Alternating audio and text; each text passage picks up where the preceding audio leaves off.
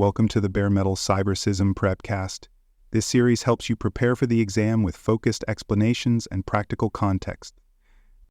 Strategic planning is one of the core responsibilities of a security leader. It serves as the bridge between long-term security goals and short-term operational execution. Without strategic planning, even well-intentioned programs risk becoming reactive, fragmented, or misaligned with the business. Planning transforms ideas and risks into prioritized actions. It also ensures that the right resources are in place to support ongoing development, incident response, compliance, and governance. Strategic planning also brings structure to performance tracking. It allows teams to measure whether their efforts are producing results and to communicate those results clearly to stakeholders. Security leaders use planning to justify investment, adjust direction, and align with enterprise objectives. Importantly, planning is not a one-time event. It is a continuous process that adapts to evolving risks, technologies, and organizational priorities. As conditions change, the plan must evolve, making strategic planning a living part of the security program lifecycle. The first step in building a meaningful plan is identifying the resource requirements that support the strategy. Start by determining personnel needs based on the scope of the security program and the domains it must cover. This may include security analysts, compliance specialists, architects, and governance leads. Next, evaluate the technical tools required, such as monitoring platforms, threat detection tools, identity management systems, and policy enforcement solutions. External services may also play a role. Consultants, managed security providers, and audit partners can extend internal capabilities and fill specialized roles. Training and certification are also part of resource planning. Employees need ongoing education to stay current on threats, tools, and governance practices. Finally, leaders must plan for the lifecycle management of tools and policies. Systems need maintenance, upgrades, and eventual replacement. Planning for these costs up front avoids surprises later. Once needs are understood, the next step is translating those requirements into a budget. Strategic priorities must be reflected in line-item funding requests. Each item should be categorized appropriately, distinguishing between capital expenses and operational expenses, as well as between one-time investments and recurring costs. These distinctions help financial teams understand the budget and align it with organizational accounting practices. Each budget item should be connected to a specific security initiative, control objective, or risk reduction outcome. This connection allows for traceability and strengthens the business case. Cost justification should include either quantitative analysis, such as return on investment or expected loss avoidance, or qualitative reasoning based on risk exposure or compliance requirements. The security budget should also be synchronized with the organization's broader financial planning cycles to ensure approvals and funding are timely and aligned. No budget is unlimited, which means prioritization is essential. Security leaders must evaluate all proposed initiatives and rank them based on risk impact and likelihood. A project that addresses a high likelihood, high impact risk should take precedence over one that addresses a minor or unlikely threat. Cost-benefit analysis helps compare options. A lower-cost initiative with a strong return may be preferable to a larger project with uncertain outcome. Compliance deadlines, regulatory requirements, and contractual obligations must also influence prioritization.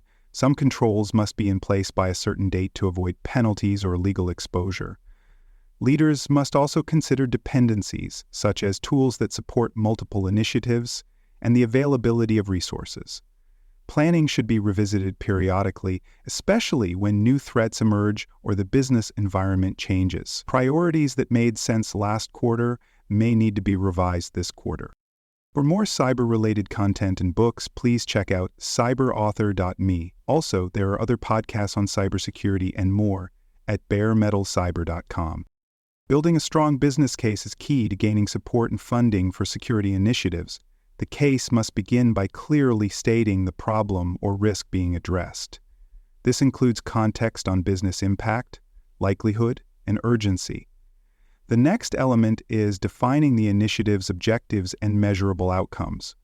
What will success look like? What operational, financial, or compliance goals will be achieved?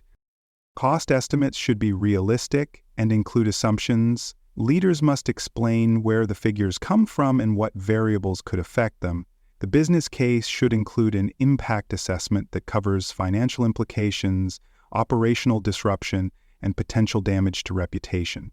Finally, the case should present an implementation plan that includes key milestones, assigned responsibilities, and dependencies. These details help demonstrate feasibility and increase confidence in execution.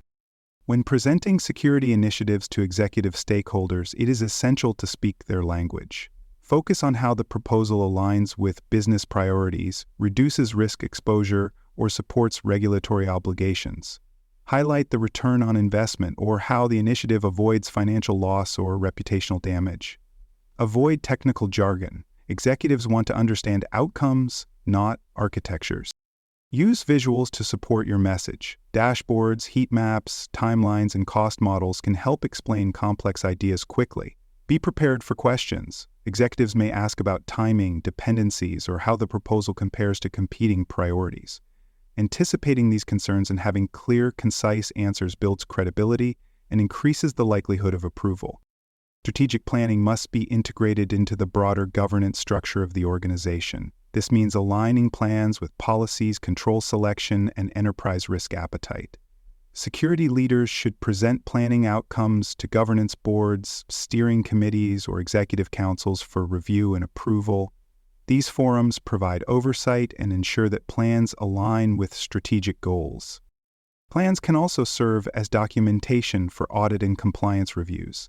When auditors ask why certain decisions were made, the strategic plan provides the rationale. Transparency is important.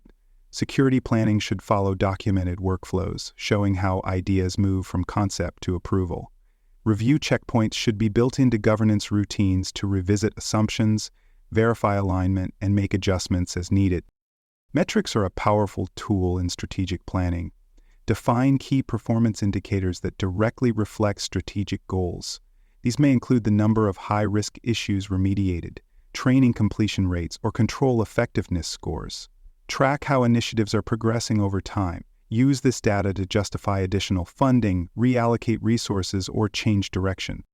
Where possible, link metrics to business impact. For example, faster incident response times may reduce downtime and improve customer satisfaction.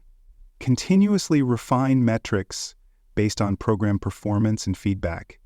If a metric no longer provides insight, replace it with one that does. Over time, metrics create a feedback loop that informs future planning and strengthens governance. Security leaders must also understand the challenges of planning and budgeting. One major challenge is quantifying intangible benefits like risk avoidance or improved resilience. These outcomes are real but difficult to express in dollars. Another challenge is visibility into the total cost of ownership for complex systems. Licenses, implementation, support, and upgrades must all be considered. Competing priorities can also be a barrier. Security may not always be viewed as urgent compared to revenue-generating projects. Misalignment between technical needs and business goals can further complicate approvals. In some cases, organizations resist funding maintenance activities even though they are critical for operational readiness. Security leaders must recognize these obstacles and work to address them through education, communication, and transparency. To ensure that planning remains effective over time, security leaders must establish a repeatable cycle. Strategic plans should be reviewed at least annually and updated in response to major changes such as mergers, leadership transitions, or shifts in the threat landscape.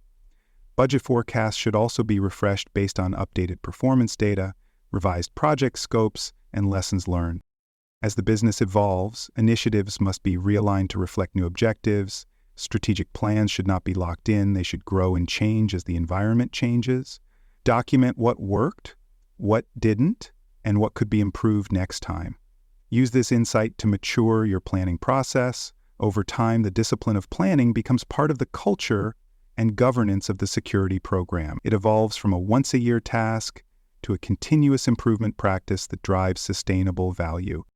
Thanks for joining us for this episode of the Bare Metal CISM Prepcast. For more episodes, tools, and study support, visit us at baremetalcyber.com.